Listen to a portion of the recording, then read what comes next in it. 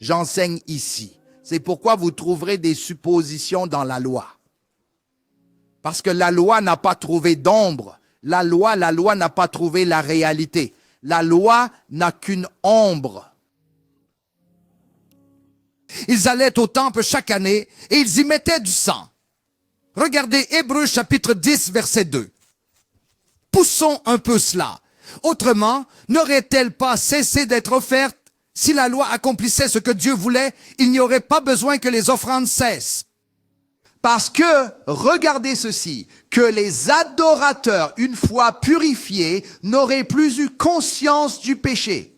Tant que vous avez toujours la conscience du péché, votre adoration ne peut jamais être correcte.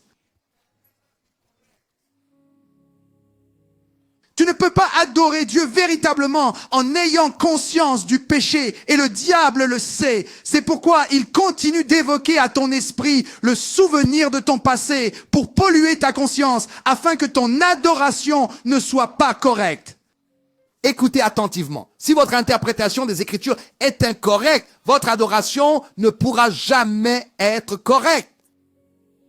Si votre interprétation des Écritures est erronée, votre adoration ne peut jamais être correcte. Et de plus, avec une mauvaise interprétation des Écritures, vous restez dans la culpabilité, la condamnation et la conscience du péché. Et tant que vous êtes dans la conscience du péché, vous ne pouvez pas offrir une adoration acceptable. C'est pourquoi l'Esprit de Dieu purifiera votre conscience des œuvres mortes afin que vous puissiez servir le Dieu vivant. Parce que tant que les œuvres mortes sont dans votre conscience, vous ne pouvez pas servir le Dieu vivant. Vous ne pouvez pas élever des mains saintes sans doute et colère. Vous ne pouvez pas être confiant. Vous ne pouvez pas venir hardiment devant Dieu. Car ce que font la conscience du péché, la culpabilité et la condamnation, c'est de vaincre votre approche de Dieu. Et quand votre approche de Dieu est vaincue, vous manquez d'audace dans votre approche. Et la loi prospère en produisant la culpabilité, la condamnation et la conscience du péché. Regardez à nouveau ce verset 1-3 de Hébreux 10. Faites attention. Autrement n'aurait-il pas cessé d'être offert, puisque les adorateurs, une fois purifiés, n'auraient plus eu conscience de leur péché. Verset suivant. Mais dans ces sacrifices, il y a chaque année un rappel de péché. C'est la même chose avec la confession des péchés. Chaque fois que vous confessez votre péché, vous êtes rappelé de votre péché. Vous êtes rendu coupable et vous êtes vaincu dans votre adoration de Dieu. Donc, chaque chrétien qui continue de confesser ses péchés est loin d'être un vrai adorateur. Tant que vous continuez à confesser votre péché, vous vous défaites vous-même et vous ne pouvez pas profiter de la victoire que Christ a fournie. Ensuite, vous êtes empêché de profiter du ministère parce que vous ne pouvez pas imposer les mains aux malades avec confiance lorsque vous n'êtes pas sûr de vous. Vous ne pouvez pas prier pour les gens quand vous n'êtes pas sûr de vous parce que vous avez été vaincu par l'ennemi dans votre conscience. C'est pourquoi votre conscience doit être purifiée d'abord pour que vous puissiez servir le Dieu vivant. Et la purification de votre conscience a eu lieu le jour où vous êtes né de nouveau. Mais c'est la connaissance de cela qui le rend réel dans votre expérience quotidienne. Et c'est pourquoi nous vous enseignons la parole de Dieu. Est-ce que je me fais comprendre? Tous les chrétiens qui confessent leurs péchés finissent par devenir des victimes. Ils ne voient jamais la victoire. Jamais. Regardez maintenant, versets 3 et 4 d'Hébreux, chapitre 10, verset 3. Mais dans ces sacrifices, il y a de nouveau un rappel des péchés, chaque. D'accord, regardez. Pourquoi apportait-il des sacrifices? Souvenez-vous, vous péchez, vous péchez, vous péchez, vous prenez une chèvre. Pendant que vous péchez, nourrissez la chèvre. Comme vous péchez, nourrissez le bouc. À la fin de l'année, vous apportez le bouc au grand prêtre. Le grand prêtre examine le bouc, pas vous, le bouc. Et si le bouc est parfait, on vous demande de partir. Le bouc meurt à votre place, ce qui était une figure de Jésus mourant à notre place. Maintenant, une fois que le bouc est pris pour le sacrifice, vous êtes libre de partir, même s'il n'y a aucune garantie que vous ne pécherez pas. Mais en partant, vous achetez un autre bouc. Comme vous péchez, vous nourrissez la chèvre. À la fin de l'année, vous apportez. Si une chèvre pouvait couvrir le péché d'un homme pour 1 an et éviter à un homme la punition et le jugement du péché sous la loi, combien plus le sang de Jésus, le sacrifice éternel? Combien plus ce que Jésus a fait? Cela vous a couvert pour toujours. vos péchés passés, présents et futurs sont pardonnés. Je suis An-Aha, mes petits-enfants, je vous écris ces choses afin que vous ne péchiez pas. Mais si quelqu'un pêche, nous avons un avocat auprès du Père, Jésus-Christ le juste, qui est lui-même une propitiation pour nos péchés, et pas seulement pour nos péchés, mais aussi pour ceux du monde entier. Ces choses, je vous les écris, jeunes gens, parce que vos péchés sont pardonnés et que vous avez vaincu le malin. Gloire à Dieu pour toujours. Levez la main droite et criez, « Je suis éternellement pardonné par l'unique sacrifice de Jésus-Christ. » Gloire à Dieu. Asseyez-vous si vous le pouvez. Poussons cela un peu plus. Éternellement pardonné. C'est ce que nous prêchons. Et ils disent que nous donnons aux gens une licence pour pécher. Les gens n'ont pas besoin d'une licence pour pécher. Ils pêchent sans licence. Ceci est une licence pour la justice. Car là où le péché abonde, la grâce surabonde davantage. Gloire à Dieu. Ainsi, la grâce de Dieu qui apporte le salut est apparue à tous les hommes. Gloire à Dieu, Jésus, plein de grâce et de vérité. Nous ne pouvons pas prêcher la grâce et dire que les gens ont la permission de pécher parce que Jésus est la grâce de Dieu et de sa plénitude, nous avons tous reçu grâce après grâce. Si j'enseigne bien, criez, je t'entends. Restez avec moi. Quand vous n'avez pas cette connaissance, alors vous commencez à adorer un Dieu qui n'existe pas dans les Écritures. Regardez ce que Dieu a dit à propos des sacrifices pour le péché qui sont faits sous la loi. Regardez le verset 5 d'Hébreux, chapitre 10. C'est pourquoi, en entrant dans le monde, il dit, parlant de Jésus, « Tu n'as voulu ni sacrifice, ni offrande, mais tu m'as formé un corps. » Verset suivant. Tu n'as pris aucun plaisir aux holocaustes, ni aux sacrifices pour le péché. Donc tous les animaux qu'ils apportaient pour le sacrifice étaient un gaspillage économique. Ils n'ont rien accompli en ce qui concerne Dieu. Plus ils offraient de sacrifices, moins Dieu était satisfait, car Dieu ne demande pas de sacrifice à l'homme. Dieu devient le sacrifice pour l'homme. Il ne peut pas vous demander de sacrifice. Il n'y a pas de sacrifice que vous offrirez qui sera qualifié. Donc, il est lui-même devenu le sacrifice. Un corps, tu m'as préparé.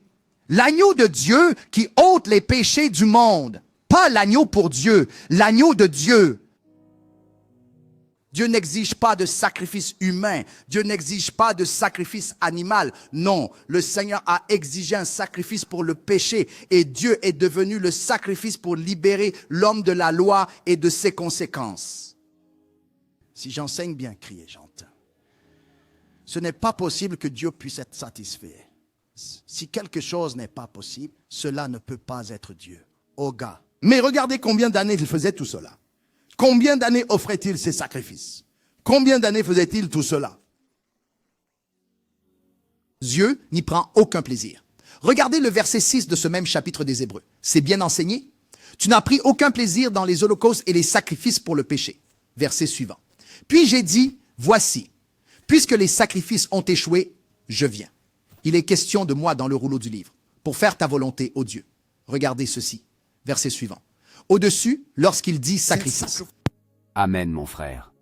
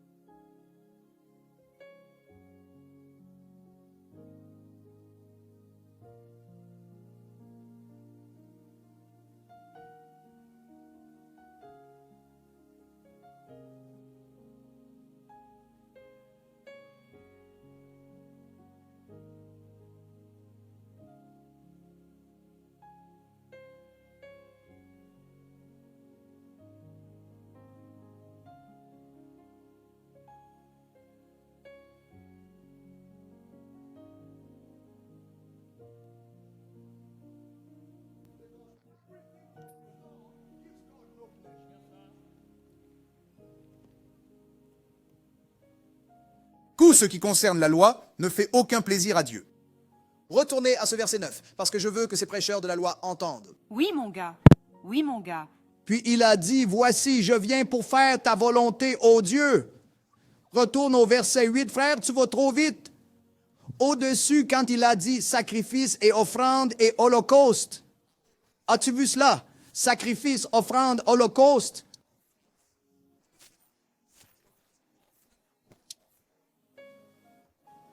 J'ai entendu quelqu'un dire que la dîme de 10% est pour les débutants. La véritable dîme est de 30%, 40%. Comprend-il le mot dîme?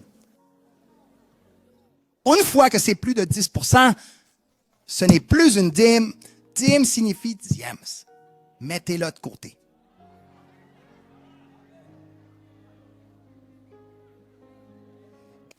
Tout ce qui dépasse 10% n'est plus une dîme.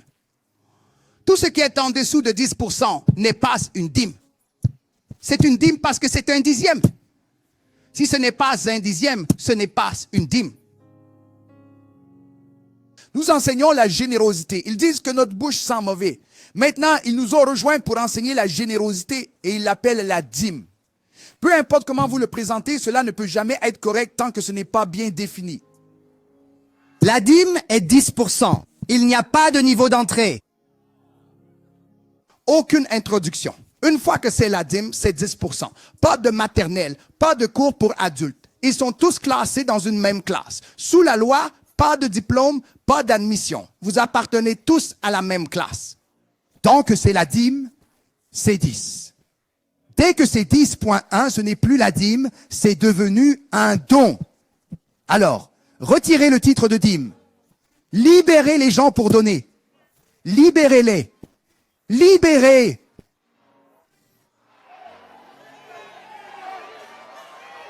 Amen.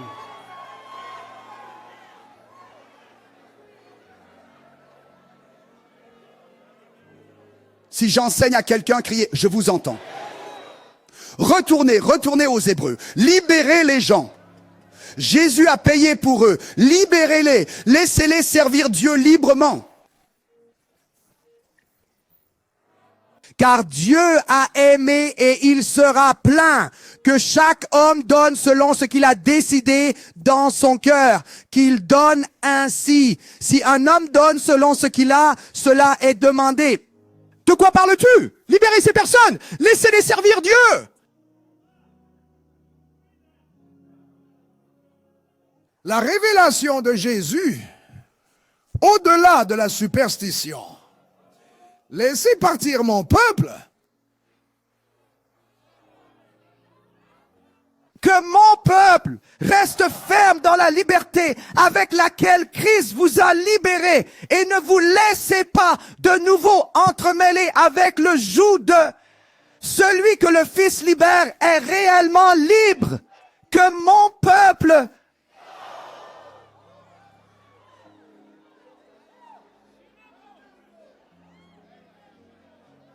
Enfin, libre.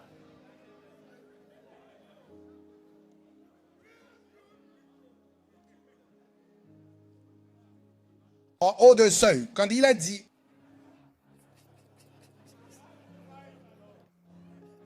Nous allons devoir appeler le 911. sacrifice et offrande. Avez-vous entendu quelqu'un dire cela?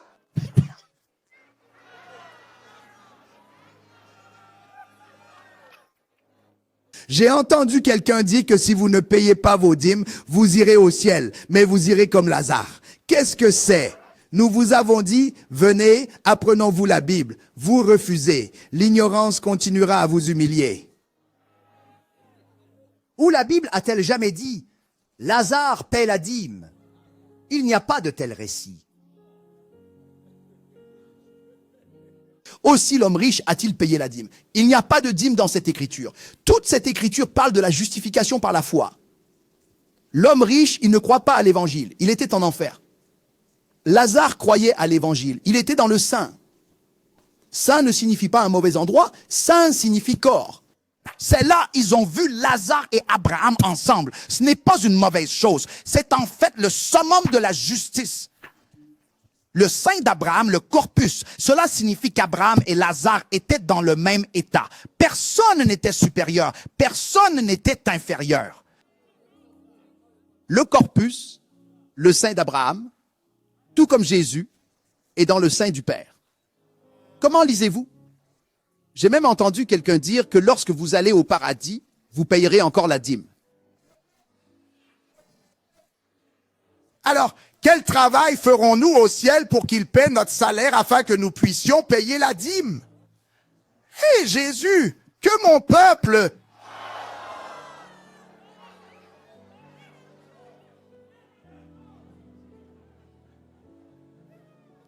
Tu n'es pas mort pour eux, oh.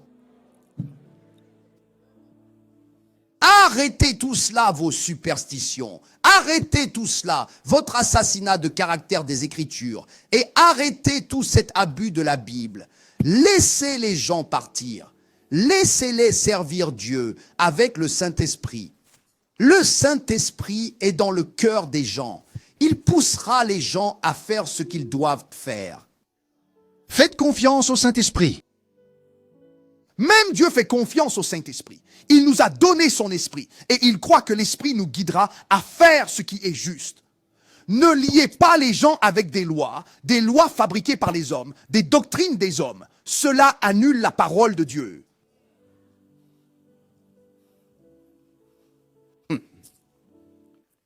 Laisse cette chose. Laisse cette chose. Hébreux 10, verset 8.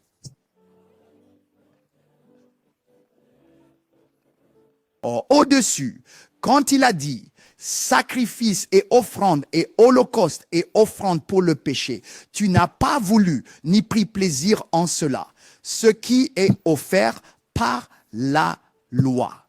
Dieu n'a aucun plaisir en tout ce qui vient par la loi de Moïse. Tout ce qui est sous la loi ne lui procure pas de plaisir. Il n'y a qu'une chose qui donne. Donne du plaisir à Dieu. Celui-ci est mon fils bien-aimé en qui j'ai mis toute mon affection. Donc, si tu veux donner du plaisir à Dieu, tu donnes du plaisir à Dieu en Christ. En Christ, pas dans la loi. Il n'a aucun plaisir dans tout ce qui est offert par la loi, enseigné par la loi, fait selon la loi de Moïse. Enseignez la Bible. Et il cite Michée 6, versets 6 à 7. C'est de là que l'auteur de l'Épître aux Hébreux cite Michée 6, versets 6 à 7 et Psaume 40, verset 6. Psaume 46, Dieu dit, « Je n'ai jamais demandé d'offrande. » Pourquoi Dieu demanderait-il une offrande alors qu'il n'est pas celui qui met l'homme dans l'esclavage du péché? Dieu n'est pas le ravisseur, donc Dieu n'est pas celui qui exige une offrande pour libérer l'homme. Si Dieu était le ravisseur, alors Dieu serait celui qui demande une offrande. Le péché a kidnappé l'homme parce que l'homme s'est soumis au péché. À qui vous soumettez vos membres, vous devenez serviteurs. L'homme s'est soumis à l'esclavage du péché et Jésus est venu comme substitut pour libérer l'homme du péché. Et par sa mort, il a brisé le pouvoir du péché. Alors maintenant, quand vous croyez à l'évangile, le péché n'aura plus de domination sur vous. Pourquoi? Vous n'êtes pas sous la loi, mais sous la grâce de Dieu. Enseignez bien. Vous voyez, je suis un serviteur de la justice et un maître sur le péché.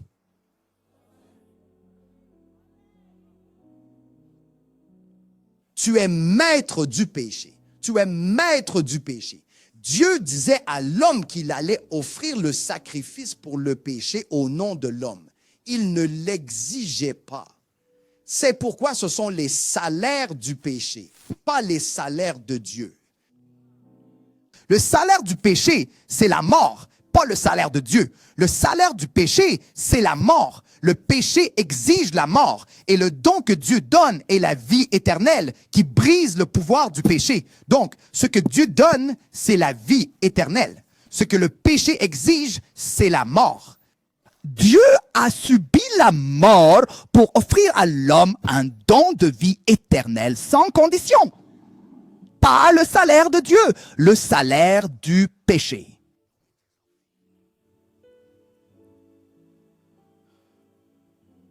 Ainsi, la déformation de la connaissance les a amenés à offrir le sang physique à Dieu et à rendre Dieu responsable de l'esclavage. Tu n'as pas entendu ça. Laisse-moi répéter parce que tu dois garder cette phrase quelque part. La distorsion du savoir les a amenés à offrir du sang physique à Dieu et à le rendre responsable de la servitude alors qu'il était celui qui prenait soin du péché. C'était Dieu qui prenait soin du péché.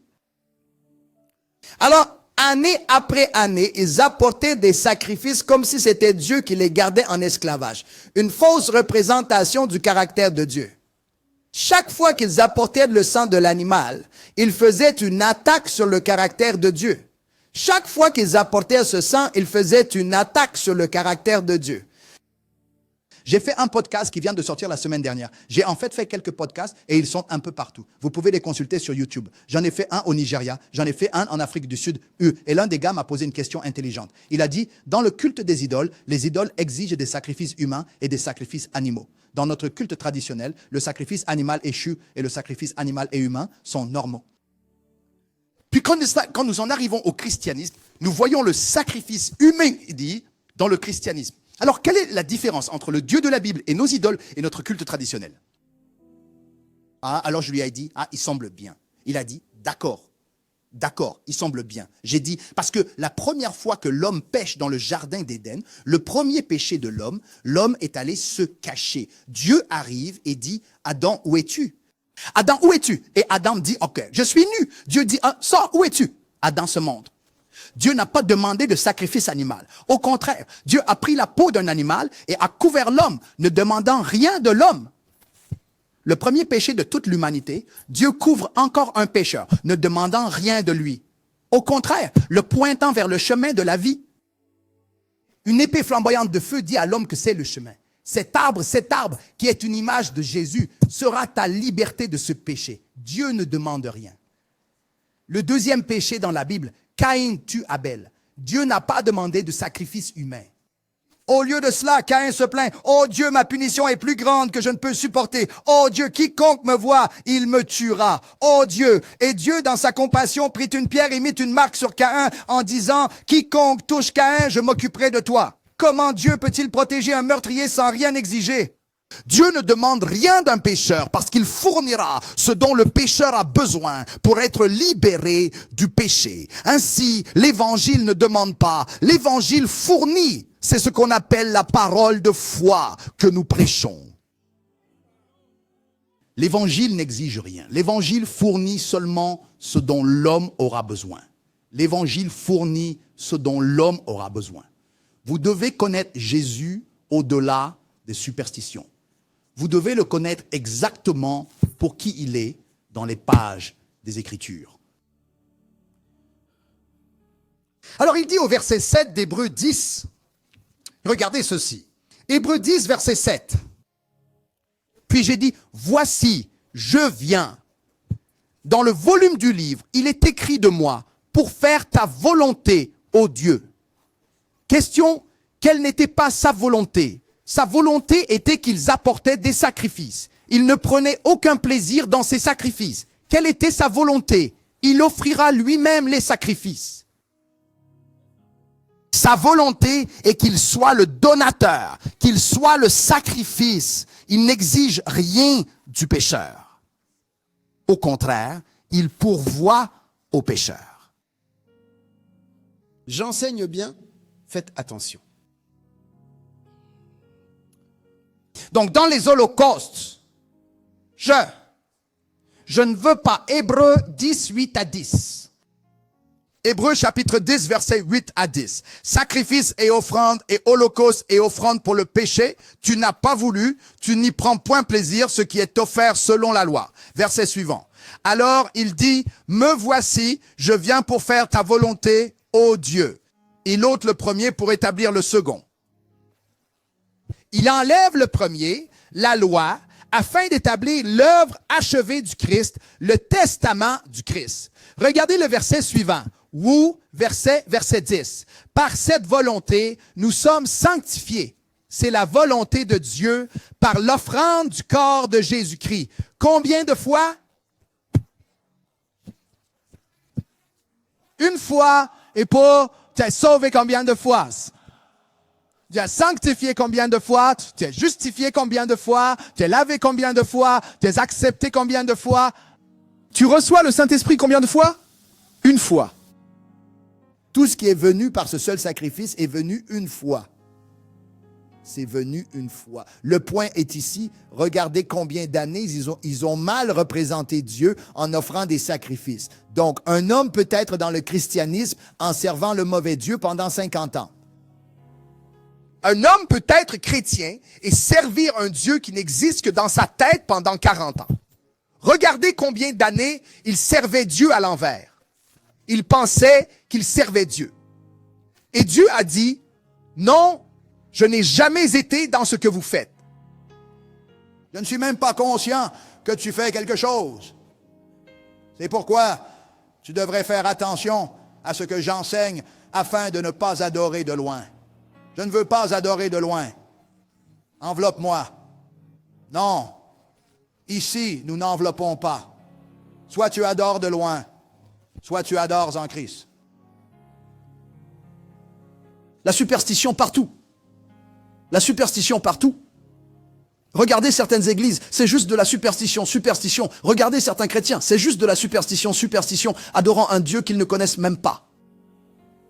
Regardez Hébreux chapitre 9, versets 1 à 3. Faites attention. Hébreux chapitre 9, versets 1 à 3. Certes, la première alliance avait aussi des ordonnances relatives au culte divin. Regardez comment il l'appelle. Et un sanctuaire terrestre.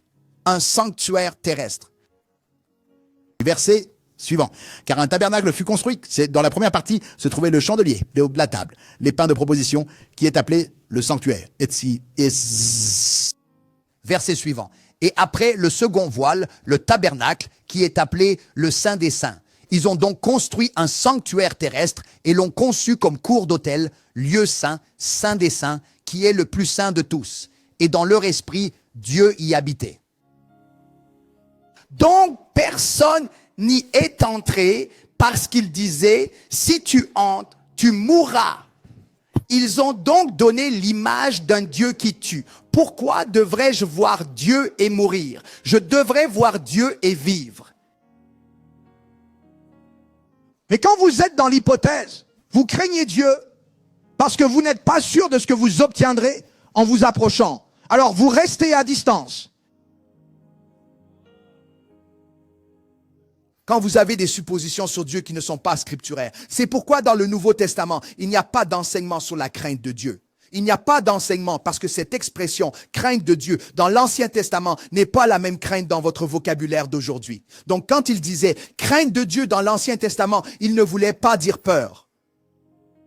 Non, c'est une question de langage. Donc c'est pourquoi dans le Nouveau Testament, qui est plus actuel, personne ne parle de peur. D'accord? Mais les gens parlent de l'amour de Dieu répandu dans nos cœurs. Puis Jean dira, il n'y a pas de peur dans l'amour. L'amour parfait chasse la peur. Dieu ne veut pas que vous ayez peur de lui. Dieu veut que vous ayez confiance en son amour. Nous avons connu l'amour que Dieu a pour nous. Nous sommes confiants dans cet amour. Quand vous avez peur de votre père, vous ne connaîtrez jamais votre père. Combien d'entre vous connaissent leur père par crainte? Dès que vous entendez votre père arriver, vous courez. Dès que vous entendez votre père. Vous et votre père n'aurez jamais une bonne relation. Si vous allez avoir une bonne relation avec votre père, vous devez franchir la barrière de la peur et vous lier en amis. Alors vous et votre père apprendrez à vous connaître. Dans toute relation où il y a de la peur, elle ne peut jamais être saine. Citez-moi n'importe où. Si une relation doit être saine, la peur doit être absente. Est-ce que j'enseigne ici? Oui. Une femme qui craint son mari, tous deux ne pourront jamais bien s'entendre. Un mari qui craint sa femme, ils ne pourront jamais bien s'entendre. Le mari et la femme doivent dépasser la peur et en arriver à un point où ils sont nus et sans honte. Lorsqu'ils ont confiance l'un dans l'autre, ils peuvent alors avoir une relation solide. Mais dès que la peur est introduite, alors tout le monde commence à agir comme un hypocrite. La prétention s'installe. Vous commencez à cacher des choses. Vous ne dites pas tout parce que la peur existe quelque part. Dieu ne veut pas que vous le craigniez. C'est pourquoi la Bible dit, je mettrai mes lois dans leur cœur. Je les écrirai dans leur esprit. Je serai pour eux un Dieu et ils seront pour moi un peuple et personne n'enseignera son prochain à connaître le Seigneur. Tous me reconnaîtront à cause de ce que j'ai fait dans leur cœur, du plus petit au plus grand, car je serai miséricordieux envers leurs iniquités et je ne me souviendrai plus de leurs péchés. Ainsi, une fois cet obstacle levé, vous pouvez vous approcher de Dieu avec confiance. C'est cela, le véritable culte. C'est par l'adoration. Quand il a dit qu'ils vous adoreront en esprit et en vérité, c'est par l'adoration.